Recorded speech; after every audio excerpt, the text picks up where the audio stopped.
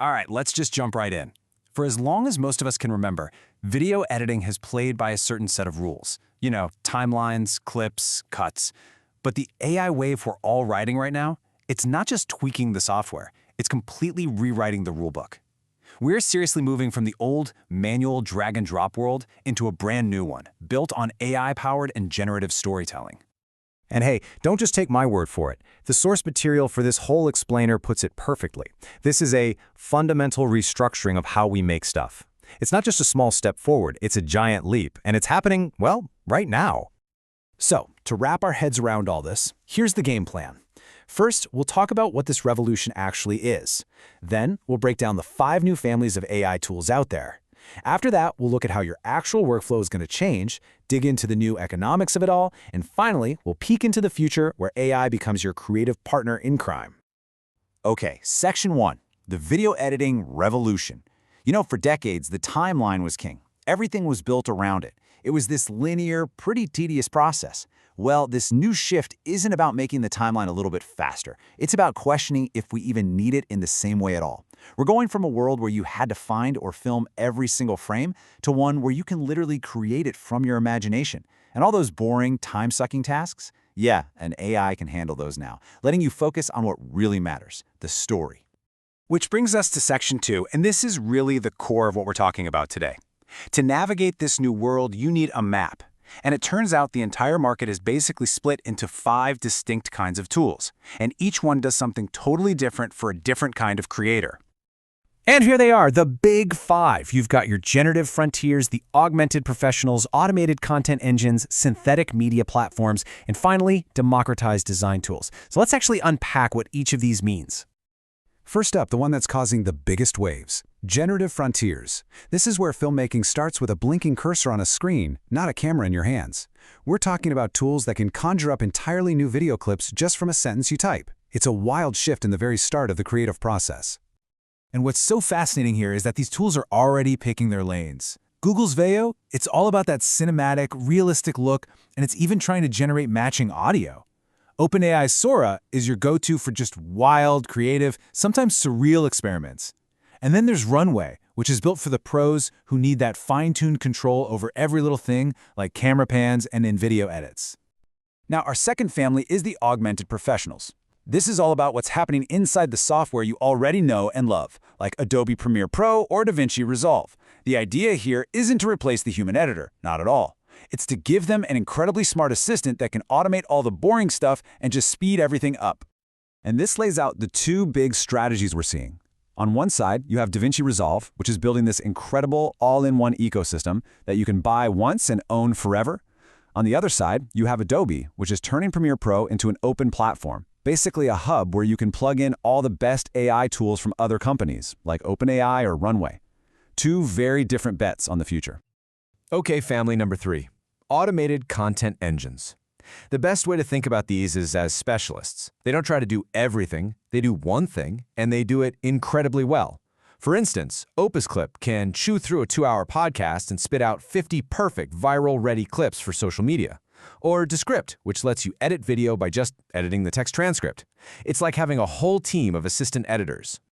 Our fourth family is synthetic media. Welcome to the world of AI avatars. Platforms like Synthesia are turning the whole corporate video world upside down. You can now create a super professional talking head video just by typing a script. No cameras, no lights, no studios, no actors. Just an avatar that can speak what you wrote in like over 140 languages. It's nuts. And that brings us to our 5th and final family, democratized design. This is all about how these amazing, once exclusive AI powers are getting into everybody's hands. Tools like Canva and CapCut are brilliant at taking really complex features, like AI video generation or smart audio repair, and wrapping them up in a simple, cheap, and easy-to-use app for millions of people. So, now we know the tools. Let's move on to Section 3, the new creator workflow. Because with all these different specialized tools, the way people make videos isn't about using one giant piece of software anymore. It's more like building your own custom assembly line. And this is a perfect example of what that looks like in practice. A creator today might start in Midjourney to generate some stunning still images. Then, they'll pop over to Runway to bring those images to life as video clips. After that, they might use Suno AI to create a totally original score. And finally, they'll pull all those different pieces together and edit them in something like CapCut. It's a stack of the best tools for each job, all working together.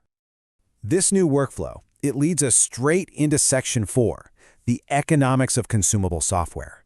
It's not just the tools changing, it's how we pay for them. We're fundamentally shifting from owning software to, well, consuming it.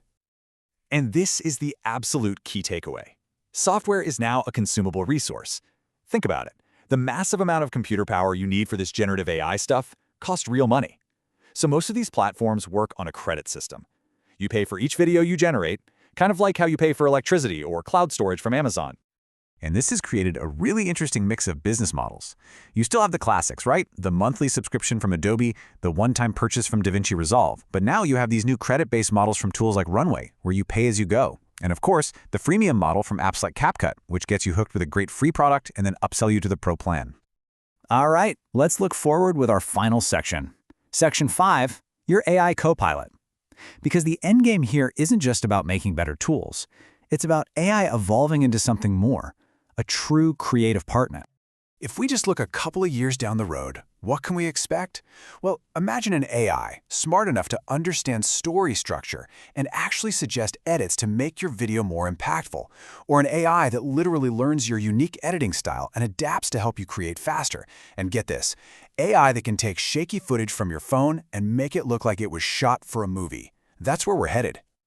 And of course, this all leads to the one huge flashing question that's on everybody's mind. With AI this powerful, is the human creator about to become obsolete? And the answer, maybe surprisingly, is a hard no. In fact, you could say it's the exact opposite. The human creator isn't being replaced, they're being promoted to creative director. Think about it. As AI starts handling all the technical, tedious grunt work, the masking, the color grading, the audio mixing, our value as humans moves up the chain. Our jobs become entirely about the things that AI, frankly, stinks at. Big picture creative direction, telling a compelling story, hitting the right emotional notes, and having a strategic vision. Your taste, your ideas, your unique point of view, that becomes your most valuable asset. So look, this whole revolution isn't the end of creativity. It's the beginning of a new era. It's like we've all just been handed a powerful brand new instrument. So the real question isn't, what can the AI do? The real question is, now that this instrument is in your hands, what new stories are you going to tell?